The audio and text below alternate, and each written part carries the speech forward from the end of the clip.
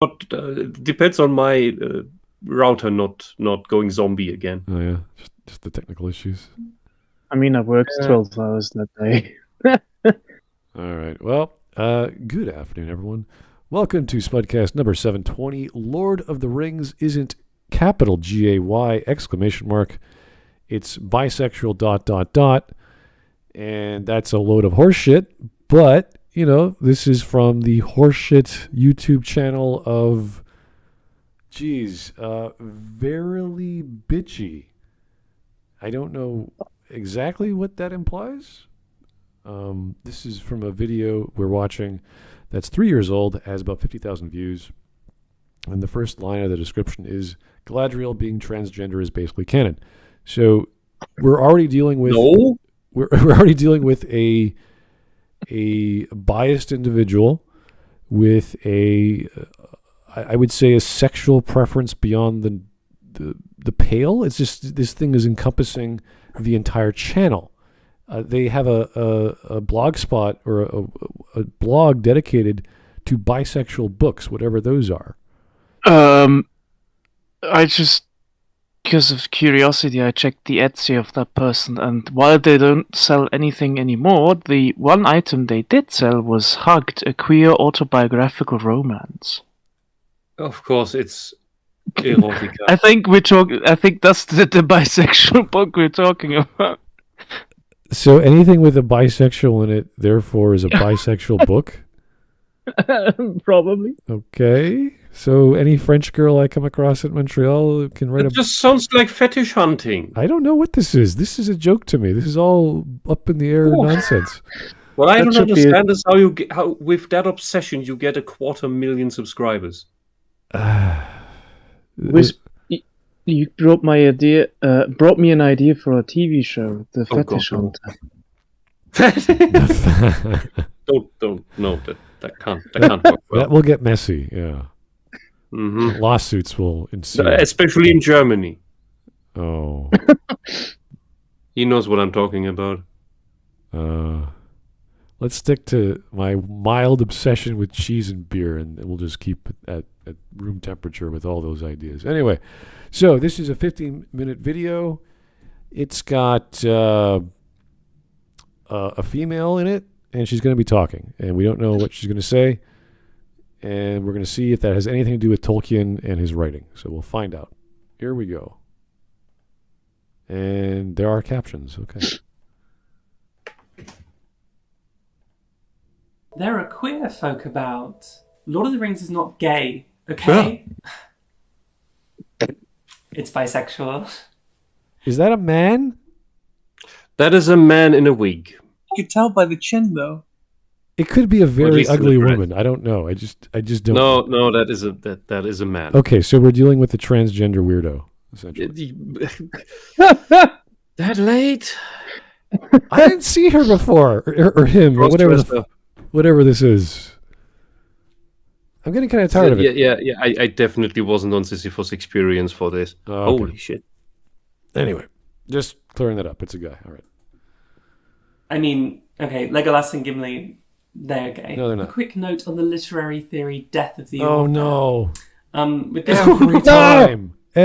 Let's bring up death of the author. It's like, no, let's go. So I can inject my bad canon fetish nonsense. I did study literature for 5 years, and nobody of these fucking weirdos understands what death of the author actually means. Can you refresh our memories? Just for the audience. Well, the theory basically is that there are sometimes stuff in the text itself that the author maybe not have intended or not even thought about. So basically, if somebody writes a text, you can interpret it one way based on what's written there, and the author might go, oh, I didn't even think of that. Yes. So it's basically the theory of not trying to interpret a text with the intention of finding out what the author intended, but with looking at what's actually written in the text. Right. And if you read what's actually written in the text, no, they're not bisexual, no, they're not gay, they're friends. Right. Just friends. It's implying things that the author was not privy to when he wrote it, and rereading it, he goes, oh, that could imply X, but I never used that later on. I just didn't even think about that. Yeah, exactly. So in the sense, it's basically the idea came from people always intending of saying, no, the author meant this, and the other person said, no, the author meant that. Then somebody realized, well, but what if the text, actually this interpretation of X text that actually perfectly works with what's written there could be independent from the author's intention. That's the basic idea of Death of the Author. Because previously the whole study of literature was so extremely focused on finding out what the author intended. That's why it's called Death of the Author. Fair enough. That sounds pretty accurate. Okay. Yeah, no, it's not that complicated. It was not this big, meta subtext thing that people thought, well, what did he really imply when he had all these themes and he didn't use them? You're like, he didn't imply anything. He just didn't use them. It's fine. Yeah, and sometimes the curtains were just blue. Yeah. People forget that if something's written in text, well, yeah, you can't say no, that's not true. Because, well, it's written in the fucking text. All right. Well, let's hear their interpretation of what they're trying to say. He is dead. So I don't really care if I'm, wrong. And I don't know. So they just took Death of the Author and literally said, oh, well, Tolkien died. So I can be wrong. This is a level of dump I did not expect. Well, if the author's dead and you're wrong, I guess would that make him gravely wrong? Oh. Yeah. Oh Dear. Oh. Well, that was at least not as bad as I thought it would be, but thank you for the So this person's thought is that because the original author is dead, you now have the right to totally headcanon everything and claim everything and interpret everything differently as you want, and nobody can challenge your authority because you are who exactly? It's his truth. So It's they. Fuck she. that subjective garbage. Go back to Socialistan. Socialististan? Arstotska. I just saw their about page. Their pronouns are they, she. Okay, it's not trans. So Fuck off. So they're like royalty female or something. I don't know. Yeah, any real dysphoric doesn't need this plural pronoun bullshit. Go away. All right. Is he going to be... Frodo doesn't like trans people. Well, you know what? Hypothetical Tolkien with a Twitter. I have textual evidence that Frodo would love trans women. And to be honest, if Amazon Prime and Peter... What does that even mean? You think a fictional character who's a hobbit in a fictional world, like a fantasy land, who's like 5'0" or whatever tall? Was he 4'10"? I can't remember the exact height of Frodo. Would love a concept that didn't exist in the time of creation of the text he's in. After that adventure, he'd believe this must be a creation of Saruman. If he thinks Tolkien would create a hobbit who's open to weirdos, perverted weirdos who are men, who are trying to pose as women, do you think that would go over very well in a war? After all the struggle Frodo went through with the ring and everything, he came back home and realized, dicks on women ain't that bad. My willpower shot to hell, but you know what? That guy over there, he's looking mighty feminine. That's okay by me. All right. Wouldn't that be trans hobbits? I don't know. I don't want to know. Or is that a transracial thing then? I don't want to delve in this world too long. So. Oh, No new Gandalf vocabulary. makes a shit ton of money with surgeries. Oh my god! Magical surgery. Anyway, ridiculous nonsense about Lord of the Rings, then I can make up this really reasonable theory. No, you're already ridiculous, and everything you say is ridiculous. It's too late. You've already. Michael Jackson made a ridiculous thing about Lord of the Rings. Well, this other person said something crazy. I think this is the other way around. If I have to choose between two things that are ridiculous and reasonable, I'm not sure I would side with that first. This person jumped off a cliff. I'm going to jump off a bridge. Like, what? No. Maybe that's 250,000 LOLcow subscribers. This has got to be a joke. I can't take this seriously. The outfit is bad enough, but this is just sad. Yeah. Lord of the Rings, okay? So what is love? I don't mean like sex and romance, and I don't mean infatuation. I mean when you've been together for years and your life is coming home together and having a cup of tea and going to bed. What is that love? You know? What? And is it... What is happening? Who's going to Hold the bed? fuck With up. whom? What? What is going on now? But- What are you talking about? Are you talking Also- friendship? Is Frodo going to Also, bed? bisexual and gay, etc., is all about sex and relationship. Yeah, it's explicitly about that. Good Lord, there's a triangle of psychology for love, if you want to use those terms like companionship and commitment and intimacy, and you can take one away and you can say you have empty love, or you have passionate love, or you have whatever love. Yeah, I mean, these are basic first week psychology class, if you want to just use the term love. But if you say relationships where day in, day out, you drink and eat together and live together, that's just association. There's not necessarily anything to do with emotion. So I don't know. Do we have to get out the Greek terminology again? Oh God, no, not for this person, no. kinds of love?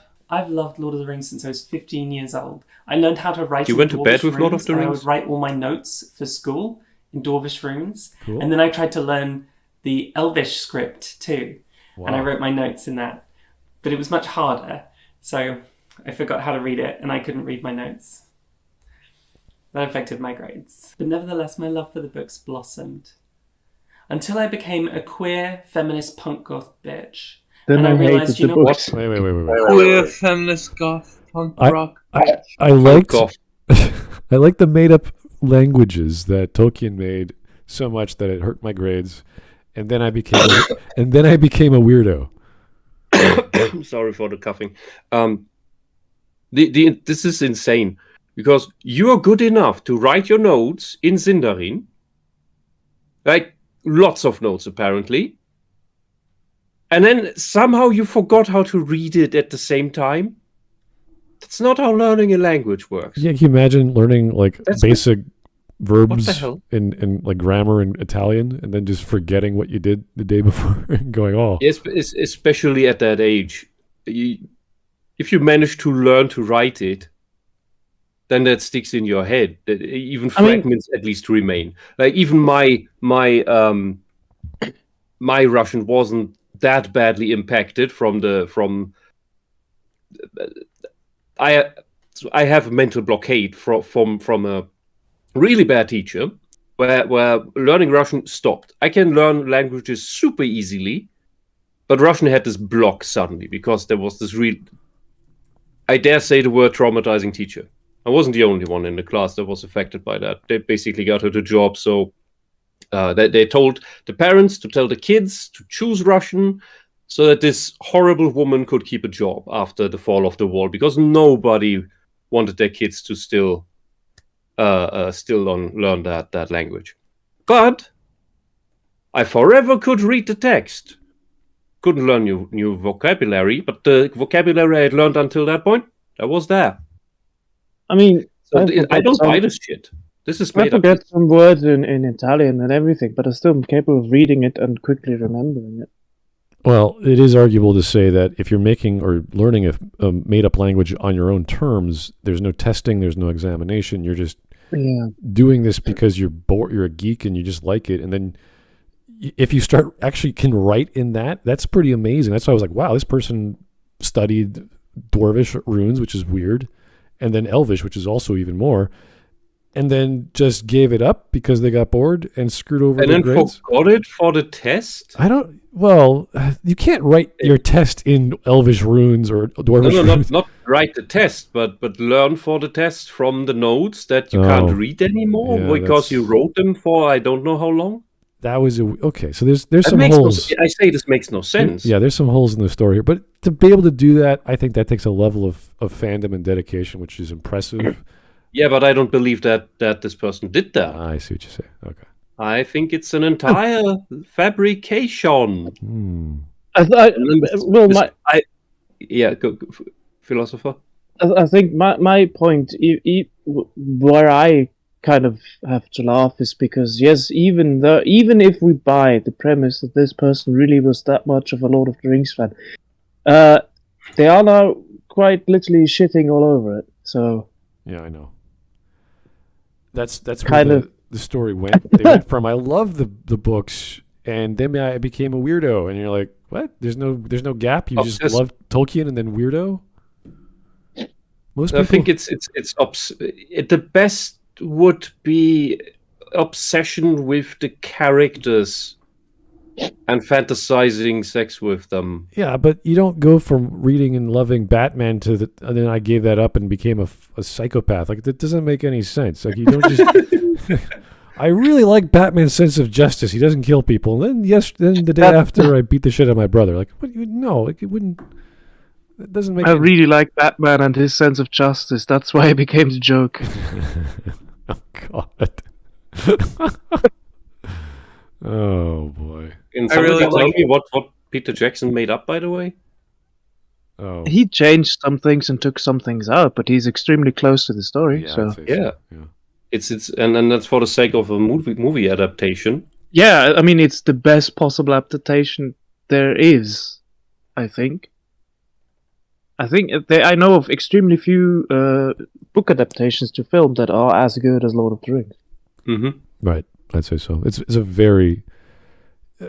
If you watch the was the making of, or was it in the credits of the DVD? I can't remember, but the explanations of all the books and what was put in and what was taken out for all these creative reasons was like, oh, that makes sense. You can't do that in film very well, or it's too hard, or Yeah, the making of documentaries are excellent. yeah, they're really impressive.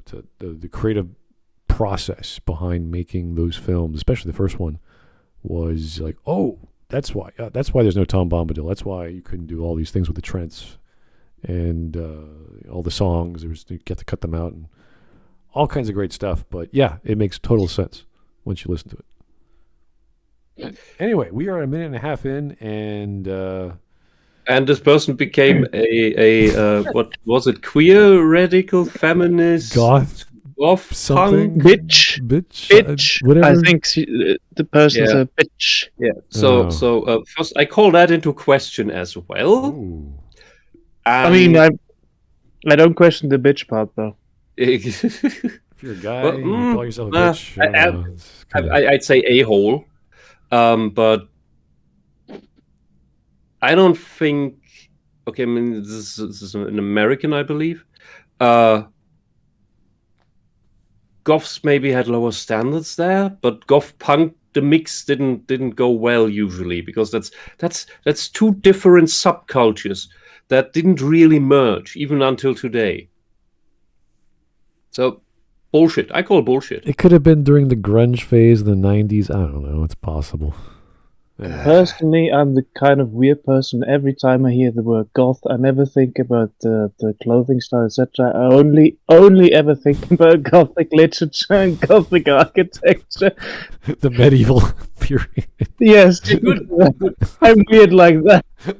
I mean, that is As soon as somebody says goth, I'm just thinking of beautiful fucking cathedrals. yeah, that is the better interpretation, but that is also what the goth culture with standards associates with aesthetically. It is, or was, because there's not much left of it, was drawn to quality, to high standards of literature and of knowledge in general, and therefore also with clothes. So a goth punk would be tattered rags. That is not what you'd see as a goth, at least in Germany, at the time where this person was young. And yeah, so I call bullshit. This is all just made up embellishment, and we are dealing with a pathological liar. All right. I think we got that off our chest. Let's try and keep going. Men in this book. There's too many. It's a real sausage fest, this fellowship. I mean, who wants to read a book about a bunch of kind, compassionate, handsome men who are always kissing and hugging each other? Hobbit masculinity is basically a bunch of men just kissing each other and holding hands and hugging and singing to each other and cooking and having baths together. And then I realized that's exactly the kind of erotica I was looking for. So when I started... It's not erotica. It's awesomeness, you fucking... You dungeon creep. So people dancing and cooking is erotica? Fucking a kiss on the head, that's erotic to you? Really? How depraved and how, like, do you have any person, like, did a dog, like, come up to your leg and just want to, like, play with you when you were a child? Like, did you have any affection when you were growing up? When your mother hugs you, is that erotic? I mean, apparently, because, you know, you just don't know what the difference is. These I mean, creeps see I everything as sex. There is nothing hugged that my is not sex brothers. to them. Yeah, I cooked a sausage. That's so erotic. Like, what the hell is wrong with you? I'm hungry, you weirdo, and I'm Polish. Go away. Like, shut up. Just go. This is stupid. Get a therapist. Yeah. The Rings, I wasn't expecting anything gay because I knew that although some people ship Frodo and Sam, people project. No. You were a child Yeah, when like you you read do. Lord of the Rings. You don't go, well, when I was a child, people were shipping Sam and Frodo. I was like, how old were you in the 80s? Like, what, 2? Like, what? I remember back when the books first released, it was talk of the town. Yeah. Did Frodo and Sam, did they? That's all everybody cared about. Right after release of the Sam books, and everybody Frodo. was talking about it. Did Sam and Frodo use Sting? And then it's just the horrifying implications are up to your imagination. Which don't. Please don't. Yeah, the glowing of anti-sting is a euphemism for God knows what. Yeah. There's evil in my sword. No, there's not. Sam, And they're into there's evil up there. I don't know. Oh no! These characters are going through war. They're happy. They're still alive. And apparently, this weirdo Oh, never had a normal childhood. I guess Never- war is also first too, isn't it? Never played out at the lake or in the forest with the other kids or anything. Just Does this- kept at home in the basement where it belongs. They just got turned this on person- by turning pages. It's just wow. Celluloid, Is this- wow. I'm just imagining this person watching a First World War film and going like, "Oh, that's the erotic I've been looking for." Yeah. Mhm. Molten hydrocarbons on compressed cellulose paper. Oh, it smells so good. Like, oh, it's ink. It's fine. It's Oh yeah, you know when in Band of Brothers they jump into the same foxhole in winter when they're being bombarded oh, and hide under the same blanket? Yeah, it's totally Oh. gay, man. yeah, it's totally gay. That's right. Blankets are gay. Yeah. Anyway. It's not like you just don't want to freeze and be blown to smithereens. All right. Well, everything's gay. Everything's sexual. This person. That's fine. that, and that's fine, and I don't judge them. I just know that they're wrong, and that I'm above that. And you're The thing ugly. is, I'm very Are you bisexual, above? And you know, it just gets worse as you age. And I saw things reading it this time that I did not see when I was 15 years old. My memory of Frodo. Wait a second? I was reading along as he or she is speaking, and the galaxy brain, like there was all these things in the text. I'm like, she didn't even say one word of that. Please rewind this. I don't have the subtitles on. Let me try this again. So the subtitles were messed with on purpose? Well, they could have uploaded their own script, and they Script? changed it as they wrote or as they were speaking. I'm not sure. Try this again. Oh dear. But the thing is, I'm very bisexual, and you know, it just gets. Thank you. You've told us this the first time. But the thing is, I am very bisexual, obscenely so. I am galaxy brain on gender. That's what the text says, but she doesn't actually say that.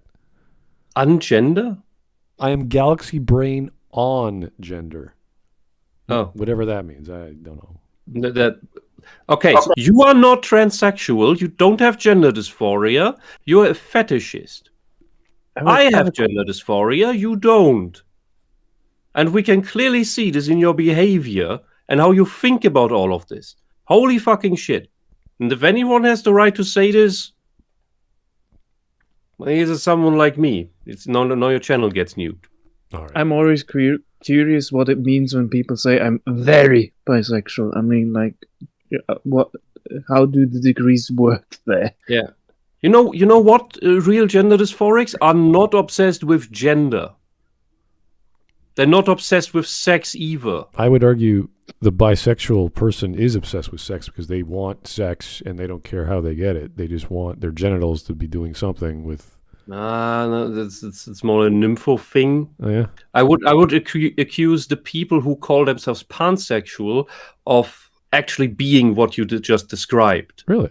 Interesting. Because they that's bisexuality, but on steroids. Yeah, but it is just bisexuality with give me attention glitter on top.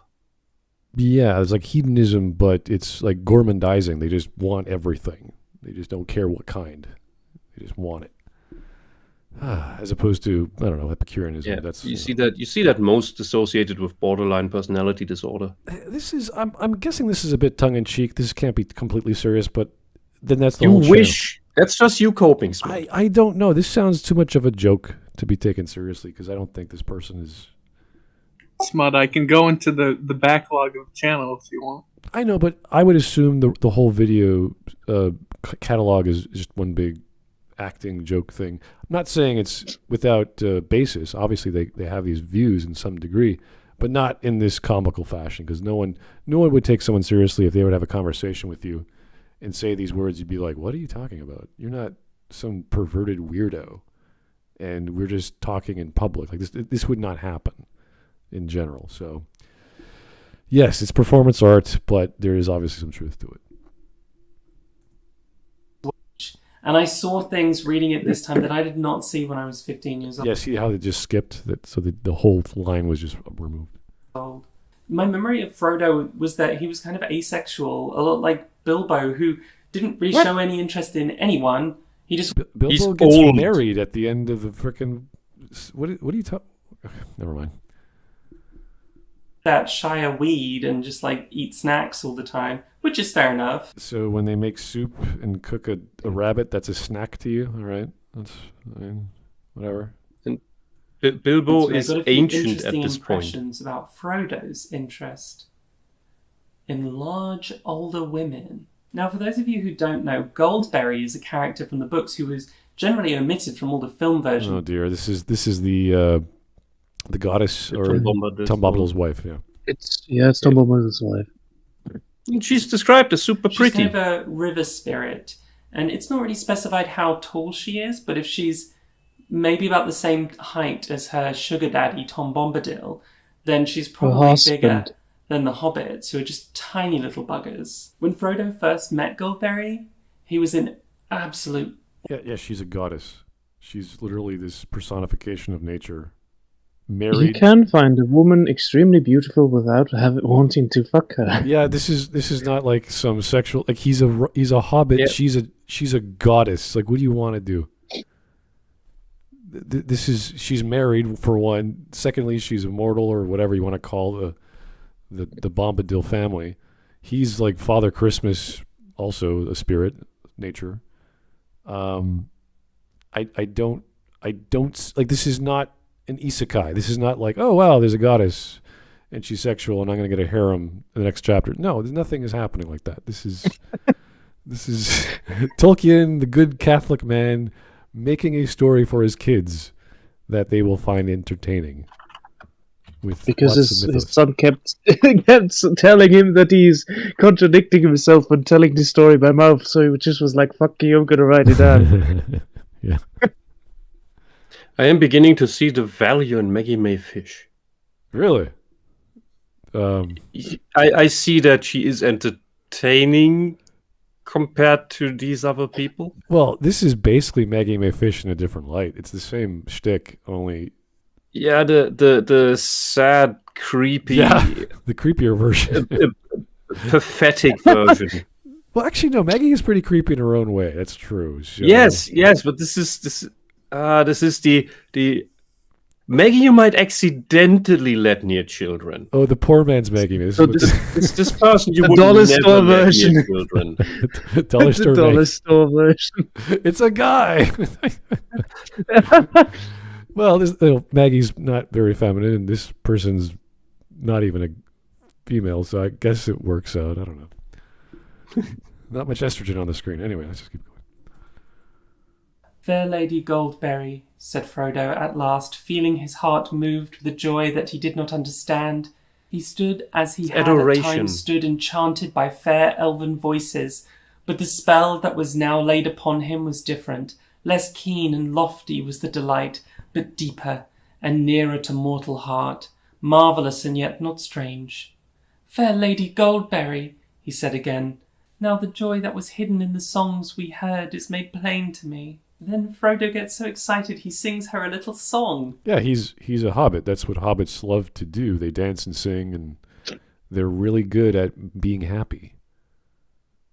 In case you haven't noticed, they smoke a lot, they drink a lot, they eat a lot, they farm a lot, they Sing a lot, they dance a lot. They're very happy people. It's basically the best life you could imagine in the Shire.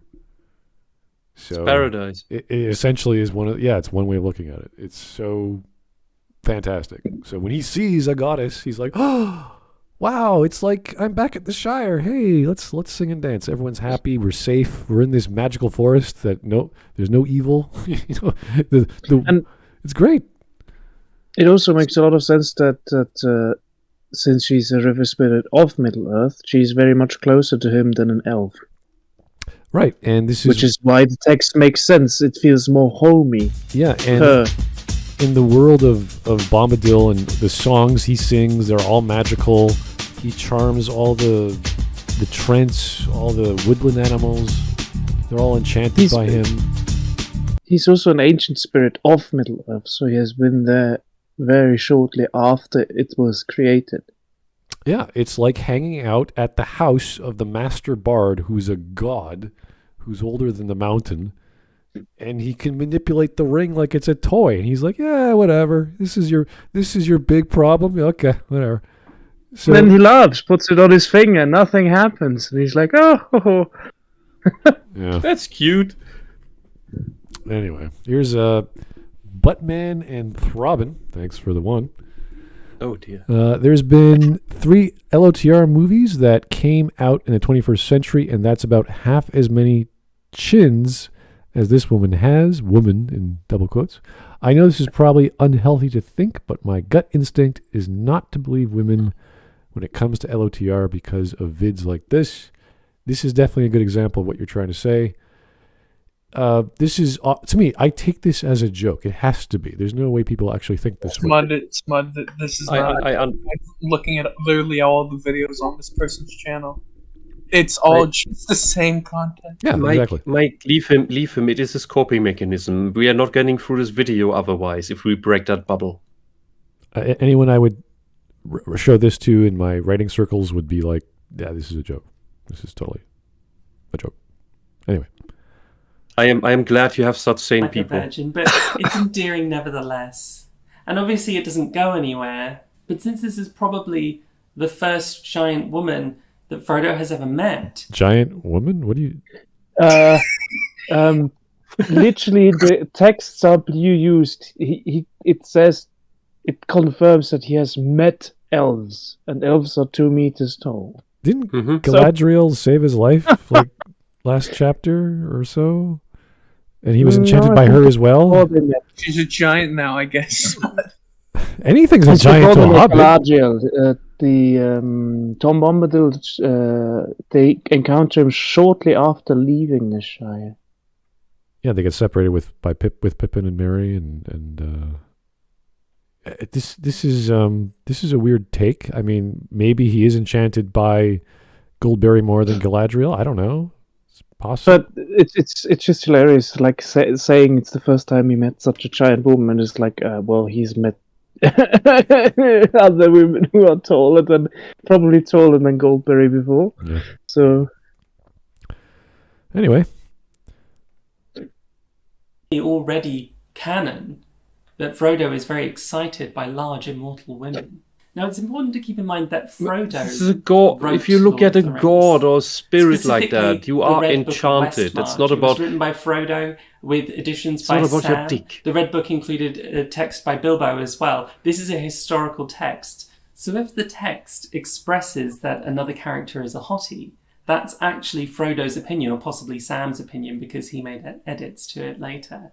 So Wait a second. Did you guys read that? That was a whole other sentence. I don't the have text text. expresses that another character Okay. is a hottie. That's actually Frodo's opinion, or possibly. Okay, so though it's possibly that they are also the clearly bisexual Sam's edits. What? This is just trying to push the narrative projection bullshit in there. By repetition, you somehow start agreeing with the delusion. Listen to me, folks. Tolkien was really a pervert, and he liked bisexual men. Like what? No. Smart. Could it be possible that all of Freud's patients were just people like this, and that's why he focused so much on sexuality? Mud, you have to see, Tolkien took part in the First World War, which was also a sausage fest. So we can clearly see now. No, dear. A bunch of men were shooting each other in a war, therefore they're bisexual. Top erotica. And thanks to the chat for the inspiration, because I cannot. This. Oh God, help! All right. Anyway, this is getting nowhere. But there's another delusion. It's like, what's next? He's gonna meet the orc, and he gets trapped by the orcs, and he slings him on his back, and he gets aroused by the smell of the dirty orc, and like, oh, that's what he was really trying to say. Oh no! I want to make so many jokes about orcs and black people, though. Oh god! Yeah. It's just I take any scene where Frodo is having he eats the soup and he's really thinking about women. Like, what the hell's wrong with you? It's just rabbit soup, you weirdo. Anyway. No. You see, symbology. Rabbits do have the image Symbology. of producing a lot of children. So clearly, him eating rabbit soup is a subliminal message by Tolkien that he was thinking about sex when he was doing it. Yeah, they had the phrase having sex like rabbits back in the day as well, I'm sure. Therefore, Yeah. he has all this rabbit energy after he eats the soup. We would let the rabbits have sex, then we would kill them and eat them. And then the Nazgul came and nearly killed everybody. And then they ate them too. It was a snack day that day. It was a snack, yeah. They got tired of the magical bread from the elves. That wasn't a snack. That was just, magical bread. Anyway. Don't forget to soap your rabbit before you eat it. Yeah. Okay. Because he made edits to it later. Real though, is it? It's not real. Tolkien wrote it. Oh, so this is his girlfriend or her girl, whatever, talking to? Yeah, it's his girl. Okay. Poor. There is such a thing? I don't know. Is this a person or is he making this imaginary person up behind the camera? Or No, that's a normal woman's voice. Oh, okay, fair enough. But I guess that means there's hope for everyone. Well, this could clearly be some sort of codependency relationship, or one's facilitating this neuroses. It could be many things. I don't know. Comedy routine, that's another possibility. Who knows? I really don't know. You hope so. Smut, I'm telling you, these titles aren't for comedic purposes. It's either drama or comedy. It's one or the other. I don't care which. I want to know. Well, yes, Tolkien wrote it, but he wrote it to be real. That's not funny. You're being dumb. You're coming across as dumb. You sound like a lunatic, abusive madman. Tolkien did not write anything to be real. That's kind of, it's a fantasy story. What are you talking about? Okay, never mind. wrote it as if it was a translation because he was a crazy linguist person What? and he did stuff like this. No. He was a linguist, yes. He invented languages, yes, but he didn't think that they were real. A translation from what? It was supposed to be a mythology of England, yes. Right. At best, I guess. And he invented languages from and all then was over. like, oh, I want to have a world where these languages can be. So, yes. But it's not like he was thinking like, oh, I invented now these languages, now these texts that somehow exist somewhere, I'm translating from that language that I invented. Yeah, and The Lord of the Rings is not a translation from inside the world. It's insane. It's also not funny. Yeah, this is not even a joke. This is just dumb. We're very In dumb. real books like Beowulf, right? So he made What? this book No. as if it were a translation. It's a very No. cool thing. It's like LARPing Yes, while reading. Where did you get this from? It's not LARPing. It's not I mean- D&D. This is stupid. What are you talking about? Yes, it's very retarded. And this person says, hey, because Tolkien translated Beowulf from Old English to New English, Lord of the Rings is a translation? What? Yeah, he's claiming that, as I understood previously, it seems, Tolkien was role-playing, translating the Lord of the Rings from some invented language into English, like he translated historical texts into English. This is insane. Where do you get that claim from? Do you have a source on that? Citation needed. The closest Lock this lunatic to up, for what this fuck's person sake. is imagining Tolkien doing, I can think of a German author called Walter Mörs, who wrote really fun books that he himself illustrated, and some of them he claims that it is a translation from an author from the world it's written in, but that's more of a joke. Yeah. Because it's very the books by him are very humorous, and a lot of it is not. Well, it's an inside joke, kind of that it's that other author, and he's just translating. Is that from the Labyrinth of Dreaming books? Yes, that's the author of those. I mean, also in an interview. The story. I know Walter Mörs. Yeah. In one of the interviews where he was talking about one of his books, he was then at the end of the interviews asked if he lied in the interview, and his answer was, yes, it's my job to lie. He's a true artist. I don't know if his books are translated into English. If so, you may find the German version, the closest German version of Terry Pratchett. I would rank him on that level. And as many Germans are limited to the German translations of Terry Pratchett, reading the English Walter Mörs cannot be that bad. Well, yeah, I'm just saying that's kind of what I imagine, but what I came to mind as an aside of an author jokingly saying he's only translating and not actually inventing the stories. But this person is just made of a lot of the rings. yeah. It's absolutely insanity. I don't know what shtick this is. Like with Maggie Mae Fish, we know she's doing a shtick, but this seems like it's a bad joke, and then they're using the wrong verb to explain what Tolkien's doing. Anyway, we are 5 minutes in? Okay, so we're a third done. Very tall they were, and the lady no less tall than the Lord, and they were grave and beautiful. This line was clearly written by a bisexual. One of the things I love So because one sentence out of the millions or God knows hundreds of thousands of sentences that Tolkien wrote, this weirdo thinks is definitive proof that Tolkien is bisexual. No. Smart. You missed the trick. You missed the trick.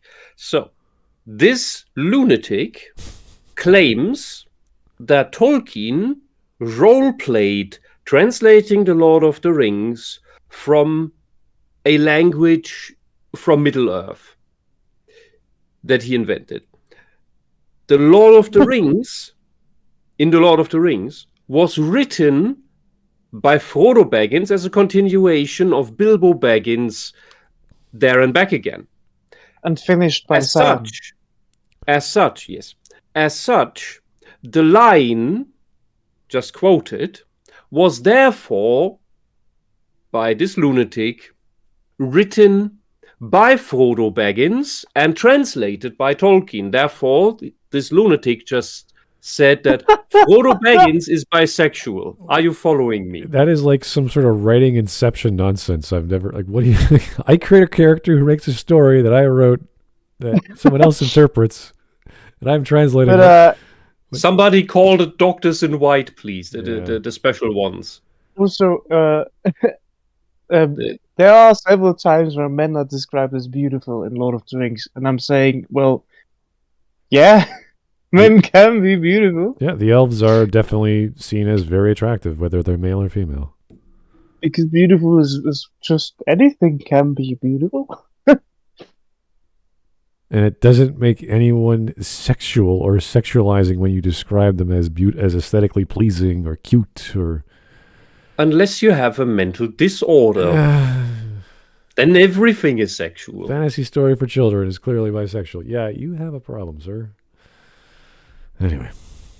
Where the Frodo touch the you. androgyny of the different races. Like, you can't really distinguish an elf dude from an elf dudette. Yes, you can. Are you sure? You extremely clearly can, according Yes, to you the can. Lord of the books. Rings. Lord of the Rings is not a 4chan meme. Anyway. It's green text. Yeah. Oh, That's why one must wonder if perhaps Gimli thinks that Legolas is a beautiful lady. no. Are you being serious right now? This A is, beautiful lady. Look at how ladylike Legolas looks. Wait, no, realities made more sense than this. you think Gimli And is a no, woman? realities is completely insane. This older gentleman elf who's been around the world God knows how many hundreds of years, Legolas. Or is he a younger guy? I can't remember. Cannot determine that Gimli is a guy, is what you're saying. The Gimli only race in Lord of the Rings where men and women look extremely similar are the dwarves, because both of them have beards. Yes. Oh yeah, they do. But And dwarves proper can beards, still not this nonsense. Not Yeah, the and- nonsense but dwarves they can did still- in the Amazon crap. and dwarves can still easily distinguish between the two. Just, for example, a hobbit or an elf or a human can't, because they're not familiar with that. I don't So- know where this definition though of Legolas going, yeah, this is totally a woman. Like, where does that ever happen? I don't know, because It doesn't- I think it's because this person said before that elves are extremely androgynous, so the men and female look exactly the same. Yeah, but they don't. androgynous also doesn't mean that you can't tell whether it's a man or woman. So There's imagine a spectrum to androgyny. imagine, I don't know, let's pick Japanese people. They imagine they were like hundreds of years old and ancient, and they were androgynous, and they look at another race, let's say, I don't know, Northern Europeans, and they're smaller or whatever. They live shorter lives. Because they are androgynous, they can't figure out another race isn't the same visual characteristics. That they had no concept of gender. Like, a bunch of people in Europe, who knows? I'm old, I don't care. Male, female, what's that all about? Who knows? I don't remember. Too old. It is really sounds more and more like an anime where Gimli was always thinking that Legolas is a woman because he looks like so much like a femboy. Because female dwarves have facial hair, therefore they look like men. In Then anime, after the Lord joke of- cover- in anime, the joke goes as much around the other way, where the flat girl is mistaken for a guy because, what? I always thought you were a boy. Yeah, but the dwarven women are chunky. They're not flat. They're pretty obviously feminine. As they should be. And after Lord of the Rings is over, after the story is over, Gimli proposes to Legolas, to such a fair maiden, and Legolas says, "But I'm a dude," and Gimli goes, "Oh." Gimli thinks Legolas is a woman.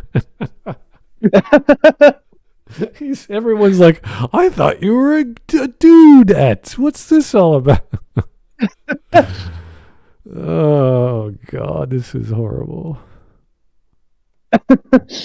And likewise, it's possible that Legolas thinks that Gimli is also a beautiful lady, as dwarf women have beards. Beautiful. But now here is my proof.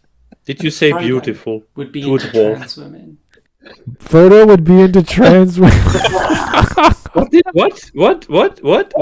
I couldn't hear it because I I was didn't hear laughing. Let's try this again.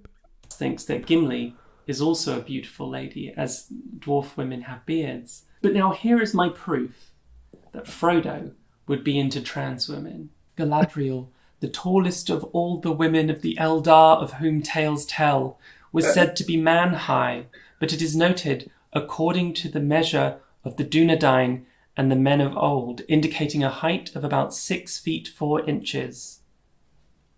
Also, because she's as tall as Bayonetta, she's a man? What? Okay, as tall as a man's height, she's a man now. Okay. So Whatever you say. Frodo is attracted to tall people. Doesn't matter. Male, female, he doesn't care.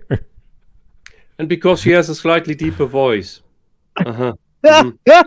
You know that by the way, that tends to happen when you are a bit taller. This is There are exceptions, but usually taller means also deeper voice. this is Sometimes. I know this part is On ridiculous, but I can't get the image of Gimli as a beautiful woman out of my head. You need help. so tiny little Frodo stares up at the nose of Galadriel and goes, "Wow, that is so tall. It reminds me of a guy, and I'm into dudes. Therefore, I'm attracted to Galadriel," or something like that. Is that the logic?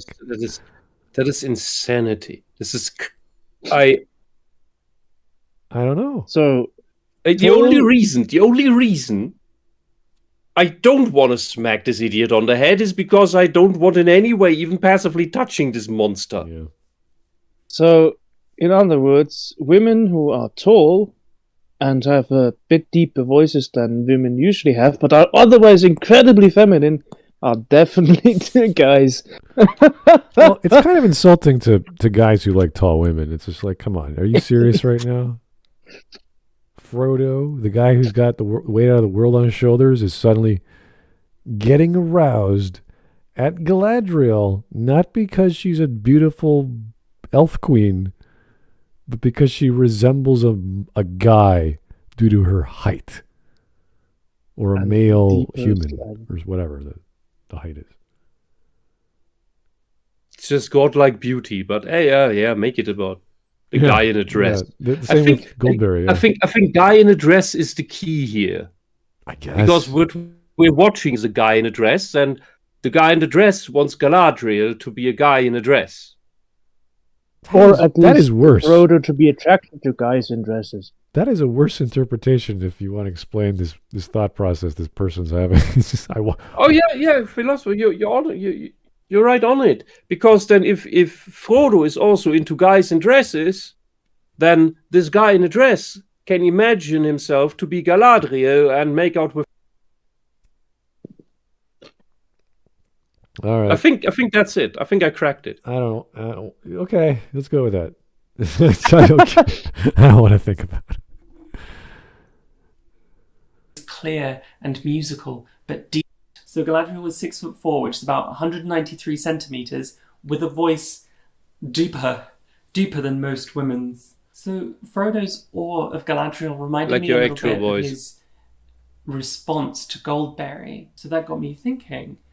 Is I Frodo have at the met very women least with bi-curious for chicks who quite- are Hey, incredibly doesn't it massive and immortal? How can you be No, I'm not trying wait? to say How that You Galadriel's- you click on the pause button, not on the picture. how can you be Oh, okay, I didn't know. how can you be bisexual for women when you're a guy and you're attracted to women and there's no mention of being attracted to male? Like, what is that? What are you talking about? If the only variable is woman, how could you call the guy bisexual? So the point that I want to say that women with deeper voices than women usually have still have very feminine voices. You can still immediately tell the difference between a man and a woman's voice, no matter the pitch. Yeah. Height has, I think, nothing to do with the shape of the voice box, as far as I know. Very little. Very little. It's just a body resonance. But that's very little. I know a woman, she's about 2 meters tall, and she has a very wispy voice. And that's a genetic thing because all her proportions are out of shape. She's literally too long, which is bad for her bones. All right. Well, every sentence this person says is Retarded. I was gonna say wrong, but I mean, I think they are already far gone. But listening to crazy people is always fascinating to me. So it's like, all right, retardation is perhaps one of the elements, but I think it's self-retardate. Like they actually chose to be crazy, as opposed to like an ailment that they were born with. Like someone might have smacked them on the head when they were a kid and they didn't realize it or something. Thrown them against the wall. Yeah, something like that. Trans, she's really tall and has a really deep voice. Wait a second. Just go back to that. So you assume that Galadriel is incredibly sterile. massive and immortal. No, I'm not trying to say that Galadriel is transgender because she's really tall and has a really deep voice. I'm saying she's transgender because of this line. In place of a Dark Lord, you would have a queen! Because that's exactly the same line I used when I came out as trans. What? You fucking joking? A Dark Hey, Lord? You called yourself a Dark Lord, you edgy idiot? No, a dark queen. Yeah, but instead of a Dark Lord, a Dark Queen. Fucking hell. You rip that lines out of context and project yourself even harder. Like, seriously, call the local mental health institute and shove this idiot into the closed ward. I think I'm bleeding from how Full edgy that was. examination. Oh. Bloody hell. Are this like just attempts at comedy and we're just like, oh, stop. This wouldn't even work with canned laughter. No, but Anyone who picked up on Frodo's interest in Galadriel. it kind of supports the theory of this person wanting to put herself in Galadriel's shoes so they can fantasize about having their way with Frodo, because, well, they first said about Galadriel as a Frodo being interested in trans women because Galadriel's heightened voice, but now they have to prove that Galadriel is trans too. Told you. It just gets worse. Borman's 1970s Lord of the Rings screenplay, Frodo and Galadriel hooked up. Why'd you have to make it weird, John Borman? So from there I just thought, okay, Tolkien, he wants us to think of Frodo as straight. He's seeing this through a straight lens. I get it. I'm down with it. I'm above the gay shit. I'm pretty sure Are you really, that... though? Are you really? You use the fucking line out of context to say, "Oh, you're trans." You're not above. Because you said the line retroactively Galadriel must be trans. You are insane. You are verifiably I'm dangerously insane. pretty sure Tolkien wasn't using any kind of straight lens. He just himself was straight and wrote his characters without thinking about them fucking each other. Normal people don't need lenses. Yes, and normal people don't think about, well, what would my characters do if they were all together in a steamy situation? What if everyone was a pervert and would fuck anything? What would happen? Like, no, we don't think that way. You are why people hate trans people. Because you pretend to be one and only talk about sex and have to ejaculate over all the good things in media, all the good things in life. And you have to make it all about that. It's disgusting. It's pretty silly. I still chalk it up to just bad attempts at humor with their chosen lifestyle of being a weirdo and then justifying that. I like Tolkien too, therefore I think it's gay. No, I think it's trans and bisexual and whatever else they come up with. It's sad. It's projection at its strongest, and it's not supposed to be funny. It's just sad. Mm-hmm. Is this all because they lost Harry Potter that now they're gonna go for Lord of the Rings or some bullshit? Well, they tried I think D&D. That didn't work out video, too how old is this video? well. 3 years, was it? I mean, the D&D thing worked out for them. It just didn't work out for the rest of humanity. Yeah, it came out 2020. It didn't October. work out for D&D. Yeah, well, Yes. this is imagine COVID in October 2020, right? So that's when this came out. So they got an agenda, regardless of the times. When was when did they decide that J.K. Rowling doesn't exist? More than COVID or longer, like way before 2020. Yeah. I don't remember. Everything's a blur. Yeah. Anyway, we're halfway done. And then it just kept happening. Sam, dear Sam, said Frodo, and he lay back in Sam's gentle arms. He kissed Frodo's forehead.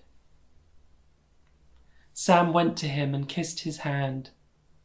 Sam took his master's hands and laid them together palm to palm and kissed them, and then he held them gently between his own. Then Frodo kissed Merry and Pippin, and last of all, Sam.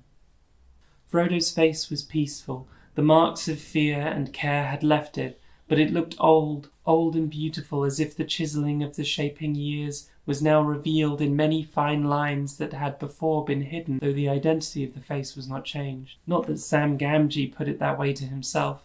He shook his head as if finding words useless and murmured, I love him. He's like that, and sometimes it shines through somehow. But I love him, whether or no. That last quote especially, remember? Sam and Why are you Frodo crying? wrote this. You don't I have a feelings. Feeling that Sam specifically wrote that part.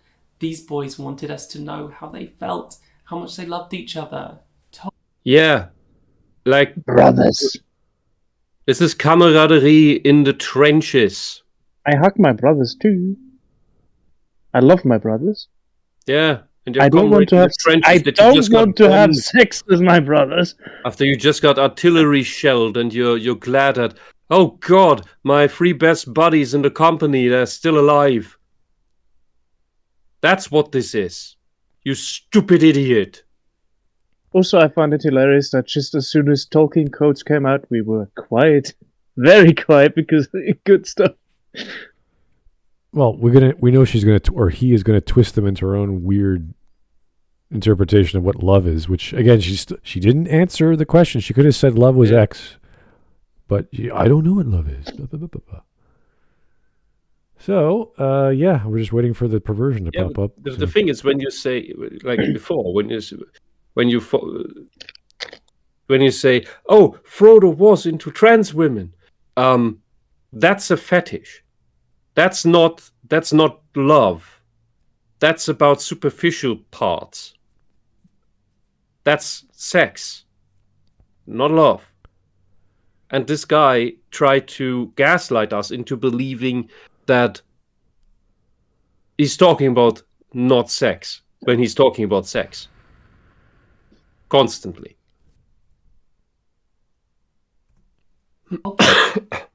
Sorry.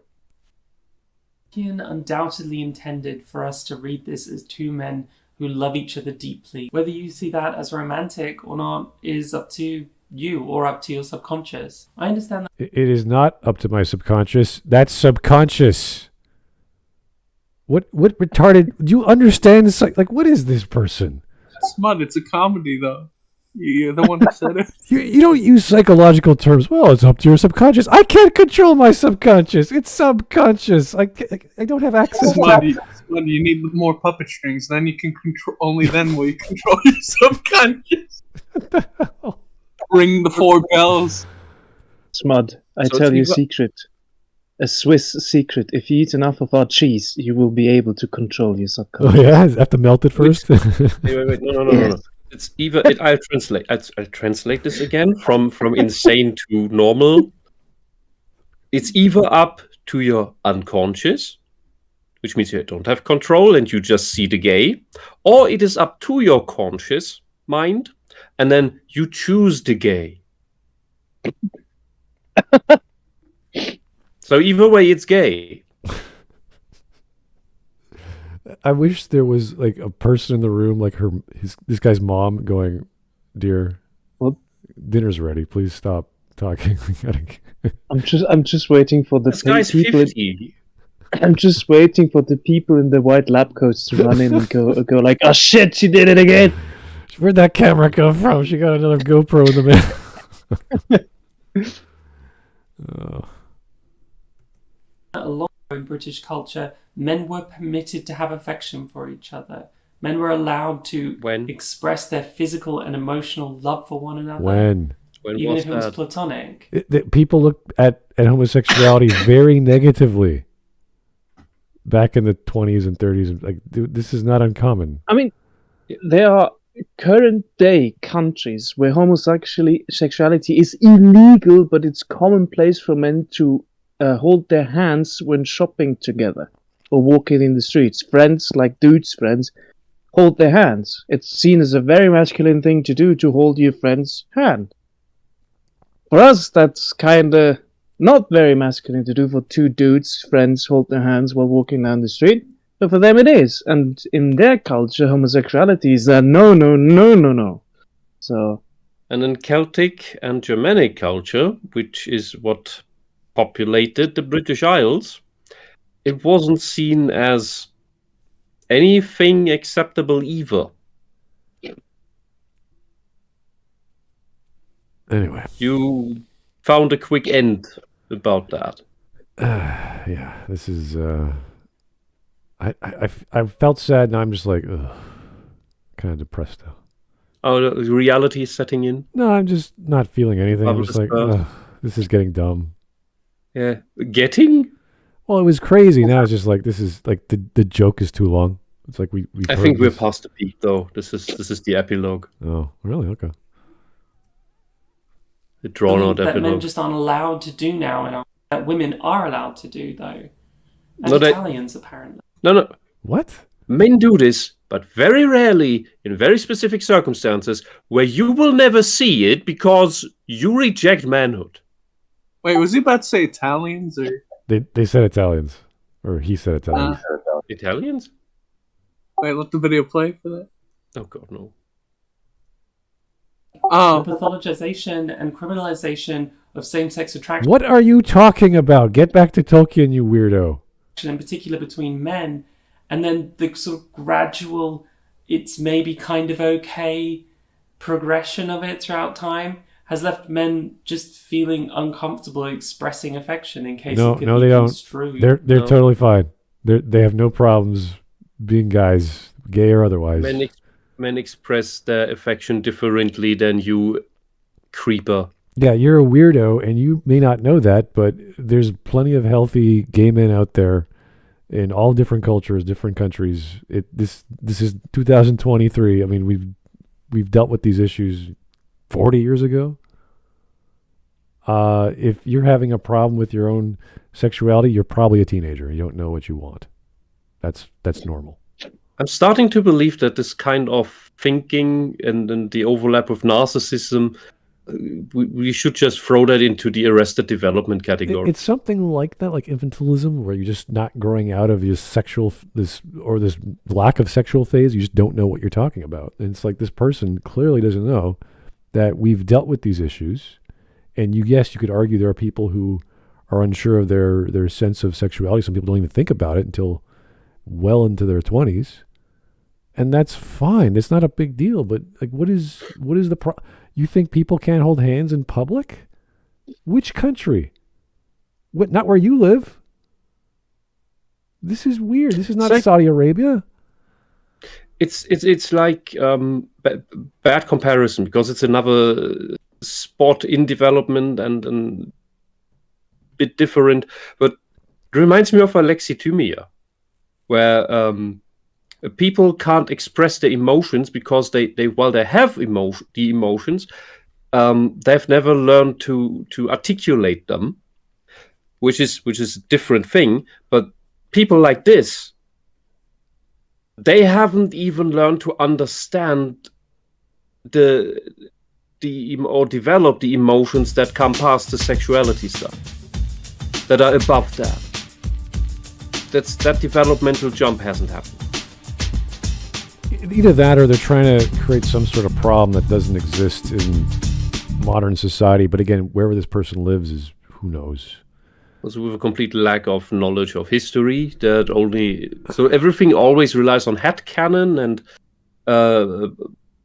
not even pop culture bullshit, but just these prejudiced urban legends about how the past allegedly was. All right, here is Funko Pop Timothy McVeigh. Thank you, sir. My patience has run thinner than this creature's hairline. No, Lord of the Ring characters are not gay. They are not bisexual. That's not in the text, the subtext, or any of the movies. Tolkien was an uber Catholic and wouldn't have written any of that shit. Yeah, I think we all know that. Neither would any Norseman. Well, imagine this was written by, I don't know, someone in France or someone in Italy. Or if it had written by someone in France, it might even have pedophilia in it. Well, there might be a certain tryst here and there between the species, but I don't think it would have been any big deal. So, I don't know. It wouldn't have been that big a deal. This good old Catholics back in the day. All this weird shit that all these Noralities and Reds and this creeper interpret into headcanon into the Lord of the Rings. Maybe if the Marquis de Sade had written it. Well, it'd be so funny to hear all these people in a room together give their interpretation of whatever, and it would all be different. It would all be, well, no, they're really into like feet, but no, they're really into fingers. No, they like girls, but hairy girls, like all this bullshit, and it's just constant fetish overlapping. Yeah, of course, because Tolkien wrote so explicitly about the feet of the hobbits. Well, he had to. He was describing how their physical phenotypes were different than humans, and how this is a clear indication of a foot fetish. Oh yeah, right. Describing the appendages of living beings. Hairy feet. Oof. Oh boy, theory of evolution. Who cares? Every physiological deviance in any of the other races is an indication of a fetish. So with the elves having pointy ears, that's an ear fetish. Oh God, with dwarves, trans women.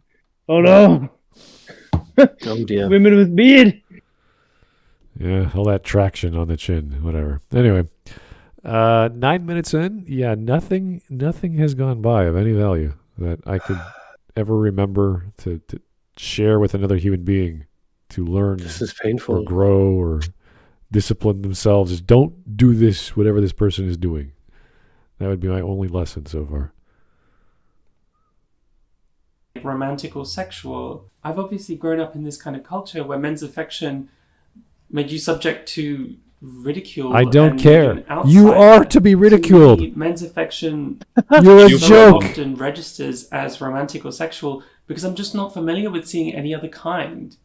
Not even you want to watch porn? Go for it. I don't care. What are you talking about? Oh, you've not seen any affection between people that is not sexual?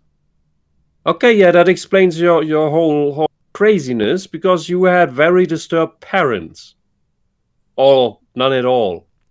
And apparently are not very perceptive of your surroundings. They didn't have a father. This person did and not also never saw a simple, any wholesome movie. Well, apparently Gone with like the Wind. Lord of the Rings. Lord of the Rings, Gone with the Wind, any of these famous, Casablanca, like any famous film that where someone is holding someone's hand or kissing them or saying goodbye and it has these looks and the camera zooms in and it's like, oh, I'm never going to see you again or whatever the look is. You've never heard of, thought, or felt anything? Longing, desire, affection, anything? Oh, he felt something all right. You just don't want to know. Anything where siblings stick together and hold each other in the face of danger? That's basically that. It's brotherly love. It's siblings caring for each other. That's camaraderie. Like a brother, like a sister. As somebody with two brothers and one sister, yes, I absolutely agree.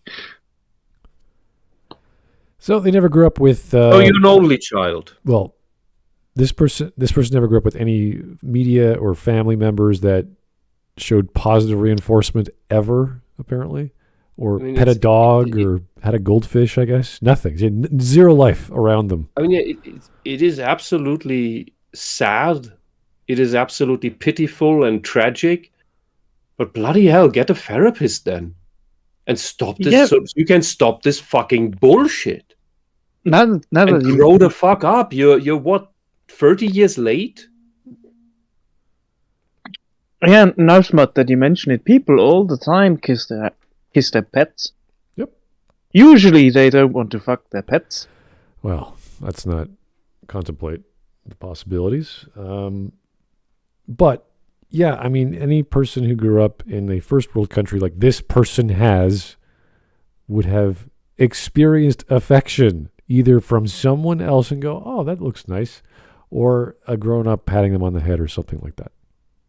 You are not. It can happen. It can happen in our wonderful, luxurious first world that you do get so unlucky that you have such a broken family and only shitty caretakers in the kindergarten and in school that you actually miss this. It can happen. It is rare. It is rare, but it does happen. Not this person. The possibility for this person is not true. Anyway, we have a super chat from Vladimir. Hey, how's it going, buddy? Just popped in. Let me guess. He, she, it doesn't comprehend friendship. To put it mildly, yeah.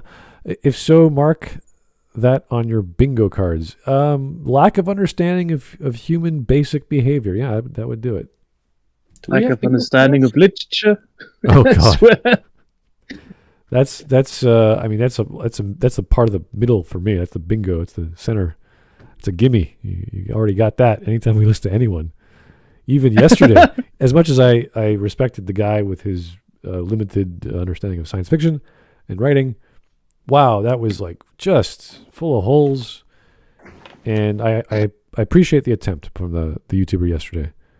But yeah, no, even with Whisp gone, I was just sitting there talking to myself like, wow, this guy is just trying to explain a writing technique that all writers, it's like trying to explain cement with making a house. Like you need the mortar to stick. It's like, yeah, of course, that's how you build a wall. It's every bricklayer does that. What are you talking about? Well, sometimes you don't need to get all the limestone together. It's like, no, you need the limestone. You there's no other way to make cement. You need limestone. It's like, well, you could use other things. Like you can, but it won't work. Coffee beans. You could use all kinds of crap. Yeah, I can smash together, make a glue. Yes, smear it on the wall. It'll stick for a few minutes, and it'll make a giant hole in the wall. There you go. Just snot in it. Yeah. Anyway, planning. That's sticky stuff, right? Yeah. You know, he'd be the guy I would talk to, buy a beer, and say, "Hey, dude, like what you're doing. Here's this What list. the fuck? Well, here's a list of things you should probably research before you open your mouth again." But anyway, we're almost at 10 minutes. There's another. Life. So that's impacted my perspective on things, and maybe it makes me read things in the wrong way. Yes. But I don't particularly care because I enjoy it in this way, and I don't think it really. And why are you impacts trying to convince the others? text. So I'm flawed. I have no knowledge. I grew up stunted, and I don't care because I'm a weirdo now. It's like, that's great.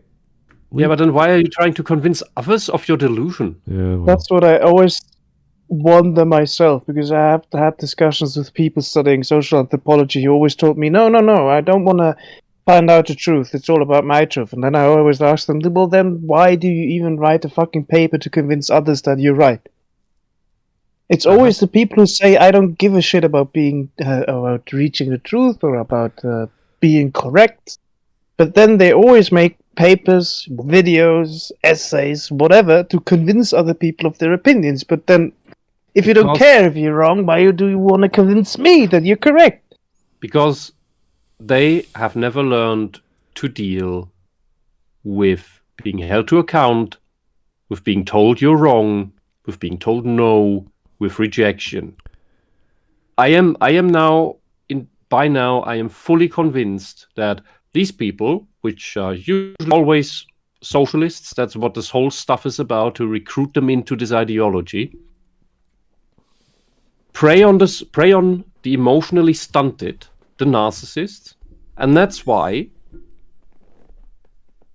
they write this way and destroy everything, because the one thing narcissists can't deal with is rejection and being told no and having to argue their points.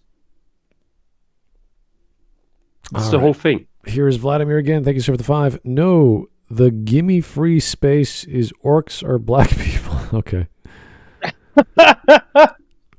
Vladimir, do you want to make bingo card for Smudcast? Maybe if it's a fantasy Spud, like a video we're covering is a fantasy video, like this one, you could argue that, but we've had so many bingo cards over the years. That, Vladimir, make fantasy bingo card, make sci-fi bingo card, make overly sarcastic bingo card, make Maggie Mayfish bingo card. Oh no, it's okay. I think we're that done. one will be filled in every video. Yeah, we did the Maggie May thing. We had at least 3 or 4 of those. Then we had Renegade Cut bingo card, and it was like, oh, this is just sad. Like the whole thing was like filled up. There's no point. So yeah, no, Maggie May is weird. So maybe it changes. She changes it up every few months or so. I don't know. It's been a while. Like that's the one thing I can give her. She tries to reinvent herself with makeup within the same dimension. Yeah, that is barely overlapping with ours, but okay. she is. All right. I was gonna say with the same props or dresses or whatever she does, but she's perfectly embodying Nietzsche's concept of die Wiederkehr des Ewiggleichen.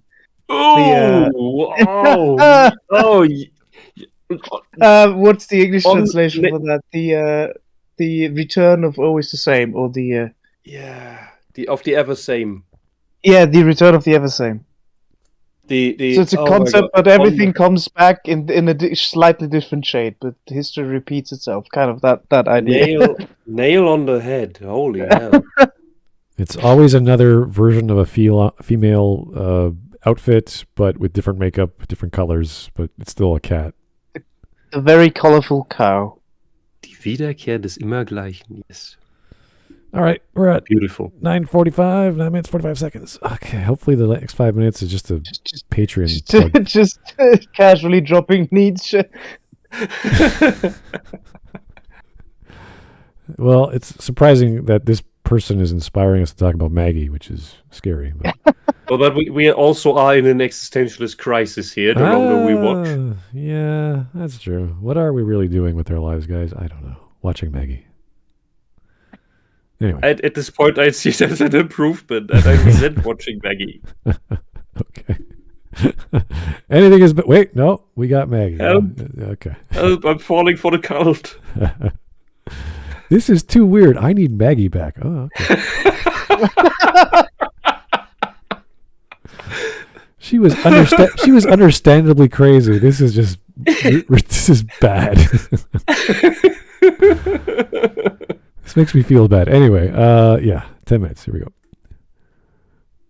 I'd love to be something slightly different, because how do you even distinguish that kind of love? And you know what? If we're going to continue this culture of denying men their physical and emotional affection for one another, then yeah, okay, Frodo and Sam are gay for it. What are you talking about? Who's stopping you from expressing your weird fantasies that you're talking about? This is now petulant. What's the word? Moping. What is this though? Clearly, this person has been emancipated, that they can do and say whatever they want. No one's stopping them. Go kiss a boy. I don't care. Go for it. See if this man-child is now demanding that because men are not allowed to express affection for each other, that therefore Sam and Frodo must be gay because they do. This is, I mean, I don't know out of a petulant motion they're trying to use fiction to justify their lack of a boyfriend. I think this is what's going on.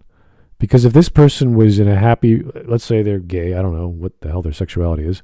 Let's say they like men and they are attracted to men, and now they're bitching that if I were to go out of my house or whatever and kiss my boyfriend in public, people will look at me weird. And I'm like, okay, and that's a problem. How?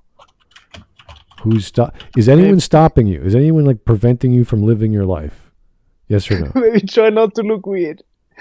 Well, no, you could dress like no one cares what this person dresses up. It's just a joke. It's like when I go downtown, I see at least 3 gay couples, maybe 1 lesbian. Like it's not hard. You just walk down the street, and in Toronto, there's all these different people. It's just that's how it is. It's always been that way. So I mean, if I wear what kind of when I'm day off, I usually just wear rather sports clothes or very comfortable and sometimes a bit baggy clothing, and then I don't give a shit when I go out to go shopping because I need groceries, etc. People look weird at me because I'm just don't look very polished or dressed up. I just look comfortable, and some people are like, that looks weird. Why is he here in his not pajamas but something akin to it? And I just don't care because it's comfortable and I don't give a shit. Yeah. And this, to me, is just screaming, I am not comfortable in whatever emotion I've got, which means you're either confused, you're a child, meaning you don't understand what it means to have these emotions, and you're just like, oh, why doesn't anyone love me? Or you're not confident in your feelings. So it's kind of like the pathetic psychopath. Like they have these crazy ideas that they don't really understand, and they're sad or whatever negative emotion they got, that they don't understand it, so they're not confident. They're not like, yes, I am a strong woman, man, whatever. It's I want to be a strong woman, man thing. Why can't people accept me for the wonderful person I am, or whatever the block is. This is not a problem. Society does not have this problem. Go to Saudi Arabia, bitch there, see how it turns out. This is not a first world issue. This is not a North American issue. This is not a European issue. I don't get it. Is it your mom? Is it your dad? Is it someone you care about? Did some boy turn you down? Like, what is it? I don't get it. And for the record, I'm in a middle-sized town. Same here, like with Philosopher. You see these people all around. You go to any supermarket in any backwater quarter of town, and there's a gay couple. There's an obviously lesbian woman. There's nothing special. There's me. I'm sorry. There's one time where I was a bit taken aback by it, and I was I think 16, 17, waiting at the bus station in the evening. It was already dark.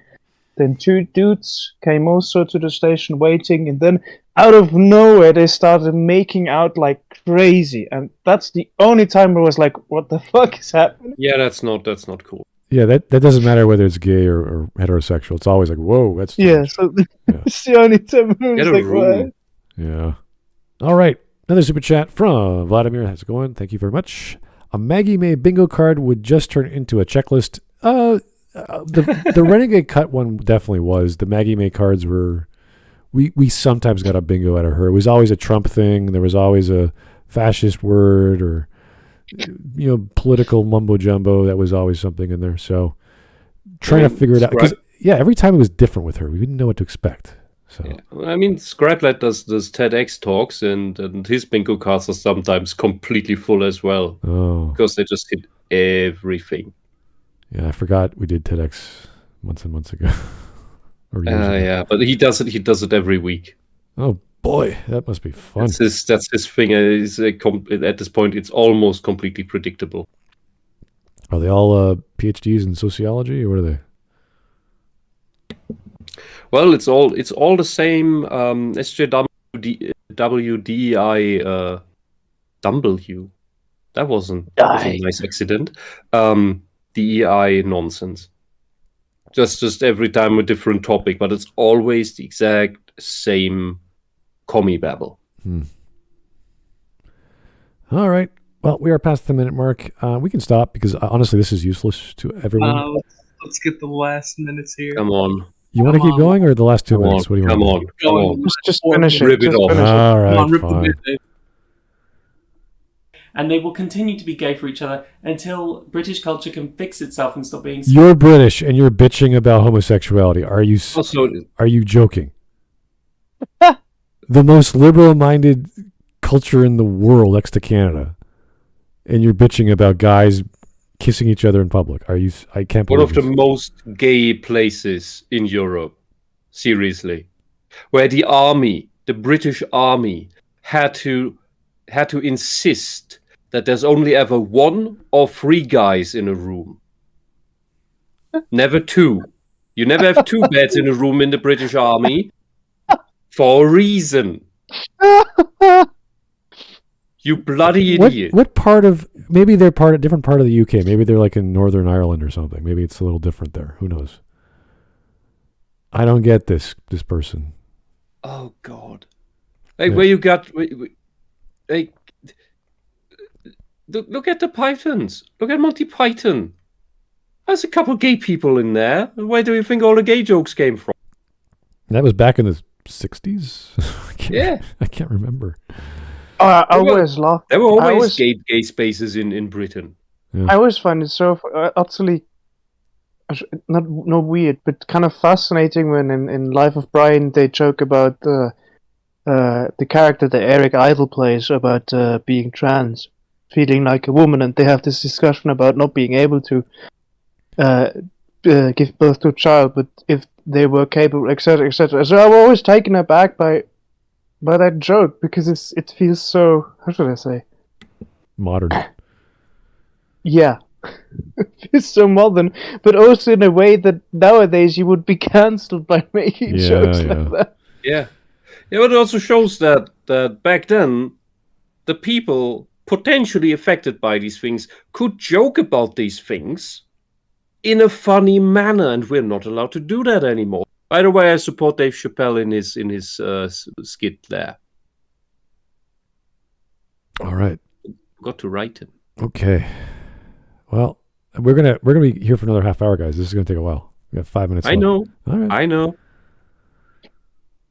Toot and homophobic. Tolkien based Frodo and Sam's relationship on a particular kind of relationship he experienced during the war. My Sam Gamgee is indeed a reflection of the English soldier, of the privates and batmen I knew in the 1914 war, and recognized as so far superior to myself. Oh, so you do know. These soldiers would have been to Tolkien as Sam is to Frodo. I can't help but feel like this recognition Tolkien had of how superior they were to himself just seems like he shared a very special kind of intimacy with. Then You're having it backwards. It's not about sex. Then it's camaraderie because he just said that and you're agreeing with him.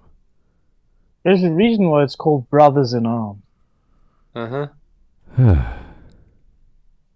Especially significant when you consider how Tolkien wanted to frame that relationship at the end of the book, as we shall see. And I'm not saying anything gay has ever happened in the military, of course, but Not where Tolkien speaks I've seen a about lot it. of pornography. So this next Yeah, I one believe you. gets me. You're When Kuma. all was at last ready, Frodo said, "When are you going to move in and join me, Sam?"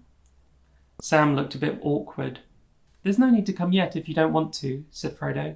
"But you know, the gaffer is close at hand and he will be very well looked after by Widow Rumble." "It's not that, Mr. Frodo," said Sam, and he went very red. "Well, what is it?" "It's Rosie. Rose Cotton," said Sam.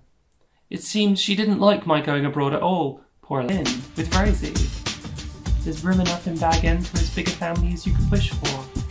Sam felt torn in two, but Rosie and Frodo wouldn't tear Sam in two. They wouldn't allow that. So all 3 of them lived together. No matter how you interpret it, this is 3 hobbits who love each other moving in together. No, That Frodo never did happened. not love Rosie for one. Secondly, that's brotherly love, not the sexual love that Sam has for Rosie. Yeah, but that You fucking dunce. Because you never had a friend in your life. that Sam. never, Also, a married can't couple. tell. A married couple moves in together. That's normal. he wants to move into his boss and best friend's place, so he can be a gardener for that place.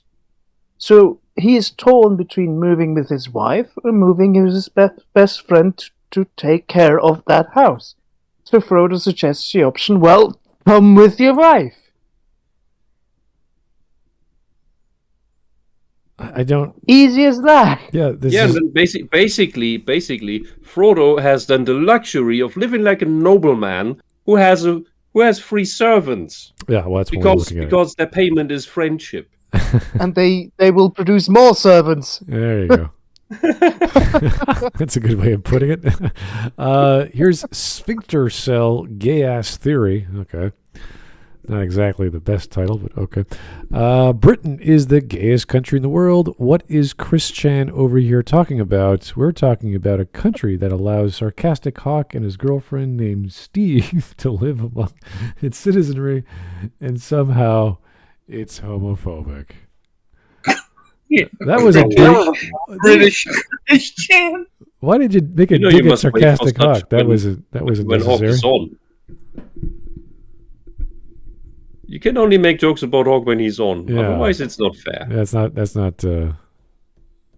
fighting fair there. Anyway, yeah, no, we're still laughing at the fact that this person's controlled by the British culture, not being able to go out in public and express my gayness or whatever the hell this person is. Anyway, yeah, so Frodo doesn't end up with Sam and Rosie. He ends up sailing off into the sunset. So With Gandalf, who's also a man. no. In a way, Frodo has earned a level of nobility, if you want, like the way it originally happened back in the days when these lines started, by carrying the fucking ring. Yes. Yeah, he's pretty much the hero. He is allowed to sail the ship to Valinor because he was a ring bearer. That's Basically, he gets a right to heaven. Right. Mhm. And this idea of his is just a nice idea. It doesn't actually happen with Rosie. So thank you. What is this person's name again? Did they ever? I don't even know. I don't think they said it. Anyway, it doesn't matter.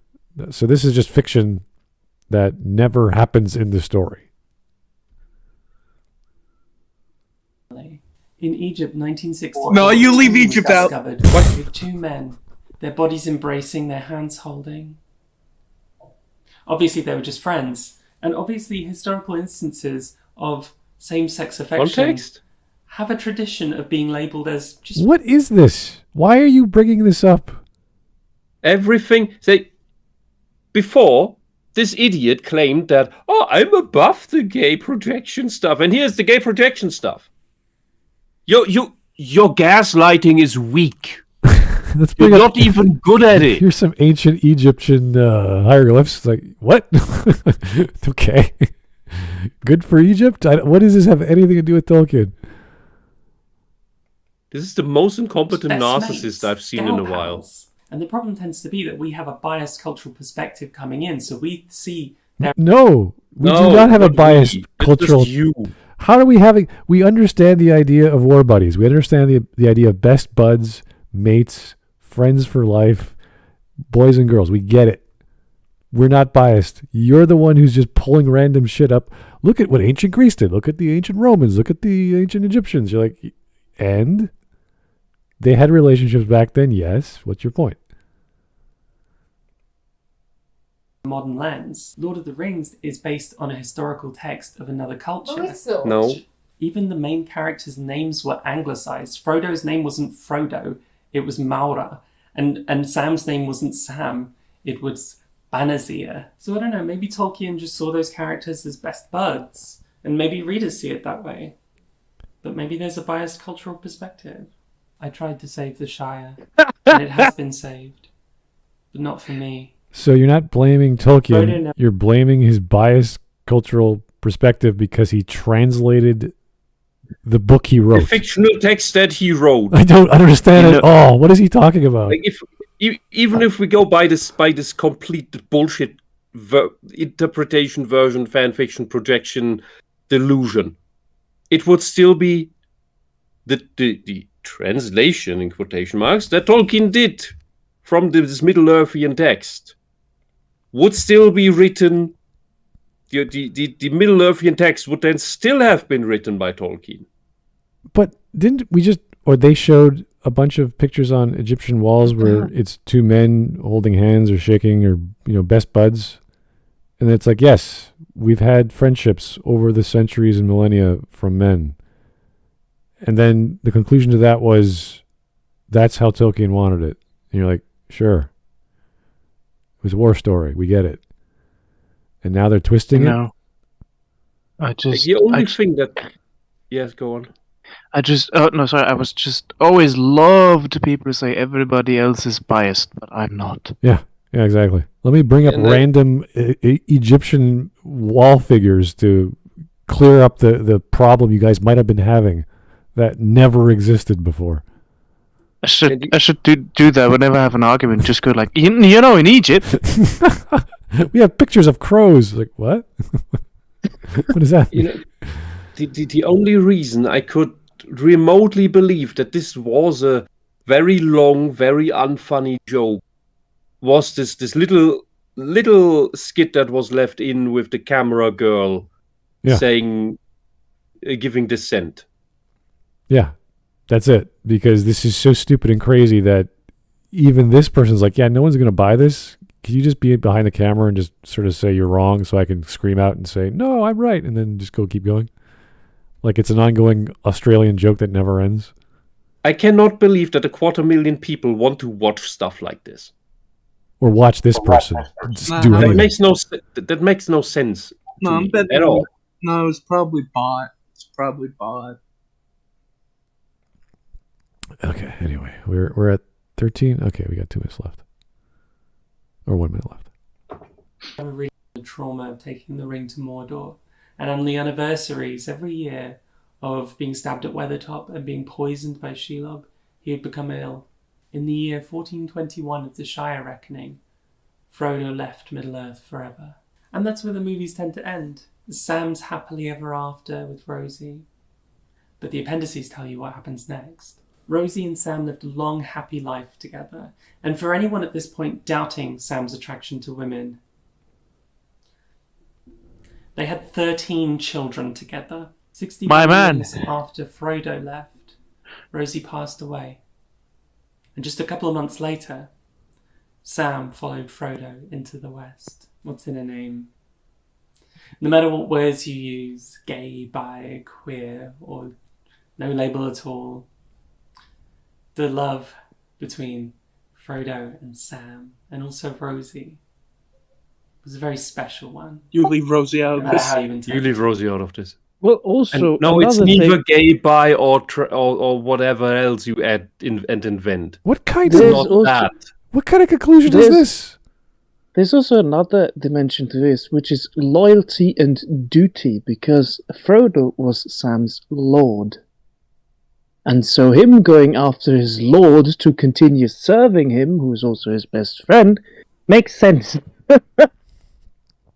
Because he's a very dutiful person. How are we getting to this Sam Frodo Rosie thing? She just brought this up like a minute ago, and it's like, oh, this is so special. It's like because she was there, she must have also been in the threesome. I mean, we're saying that Sam and Rosie got married. We know that's the epilogue. Fine, it's a special. Sure, it's a marriage. Fine, but that's not. Look. That's not part of the story. It's just the epilogue. It just happens that he could have grown a rose garden and be, oh, it's a special rose garden. You're like, why? Look, it's very clear. Sam was torn between living with Rosie and living with Frodo, and after Rosie died, he went after Frodo. So it clearly means that Sam was totally bisexual. I rest my case, Your Honor. I want to see, is that, I don't remember that in the appendice or whatever section of the third book is.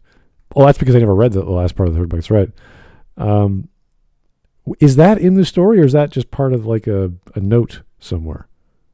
I'm not sure about the appendice myself. That's the one part I'm not too familiar with. It could be in the notes and appendices Okay. that happened, but I don't remember. And technically speaking, didn't Sam carry the ring for a while too?